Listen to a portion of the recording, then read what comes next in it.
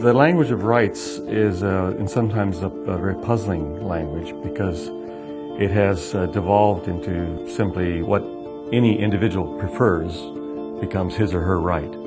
But I think the core notion of human rights is really a notion that when human beings flourish, they have certain fundamental needs met, and that every human being has an entitlement to having those fundamental needs met. And I think that's a powerful notion.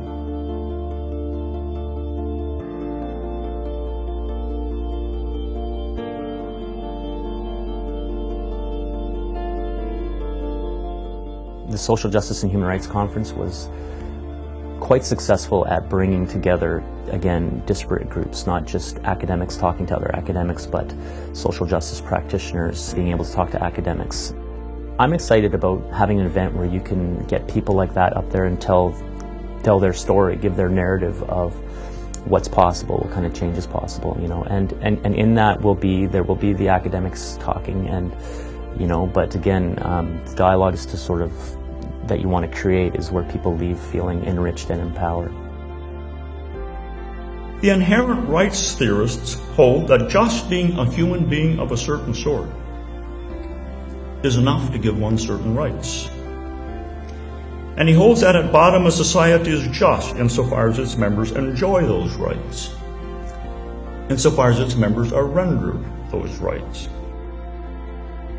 I think the reason rights are important in a similar way to the larger point is why justice is important is because we are intensely social creatures. Intensely is not even the right word. We're inherently social. That's what it is to be human beings.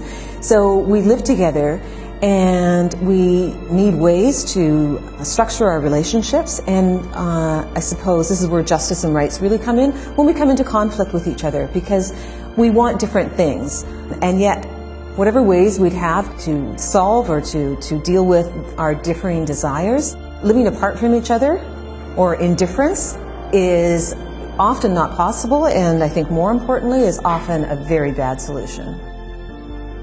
One of the things very often that is at the common root of human rights violations is a failure to actually know each other, to be in relationship with each other in a meaningful way, so that we can actually know and discover those universal aspects of our humanity. And when we don't know each other, when we don't create opportunities for safe dialogue and for meaningful conversation, then the ignorance can continue, and in fact, it can feed upon itself. That's where stereotypes come from. That's where misconceptions and judgments come from. Judaism is very communal and very communally oriented. So one of the problems we have in this culture is that this culture is very individualistic. It's not easy to communicate what it means to belong to a community and have communal values, and that sometimes these communal values take precedence over individuality. I think the distinction not being between private and the public somehow creates this gray area which is left to the autonomy of an individual, but individual is not seen as the self-regulating moral agent.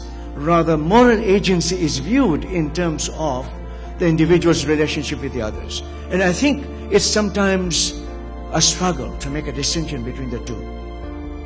One of the strengths of the conference is bringing people of different theological traditions together, obviously in dialogue, which I hadn't been aware of till I arrived. And I think that every faith tradition has a tradition of justice and love in it.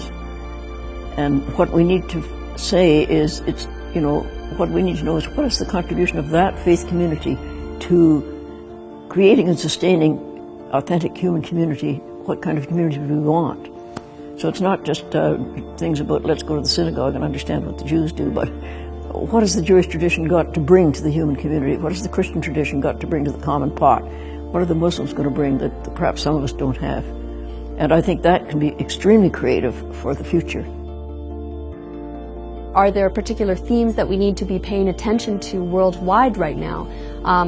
Can we talk about social justice in universal terms, or do we need to stick to concretes? These are the kind of questions that got raised at this conference, and that were then addressed by both practitioners and theorists, trying to listen to each other, trying to learn from each other, and that was just a very positive experience. The conference, like the work that ICS has been doing, is really remarkable in engaging discussion across academic disciplines, across faith communities, and also bridging what sometimes feels like a great divide between academics and practitioners. The human community is going to have to develop both structures for justice and structures for peace, and at the same time relationships that allow those structures to flourish. And again, we had a strong balance of that here. Individuals engaging with one another as panelists, groups coming together either in sponsorship or in engagement in the content of the various programs and panels that were offered. It's very, very powerful and empowering for people to come together to speak from the heart about an issue that fundamentally is about the heart and soul of our humanity, and to encourage each other to share struggles, to share bold experiments and things that people have tried, and to basically up the game, just as any other professional association or any other specialized group would come together and learn from each other and benefit from each other's experiences and wisdom.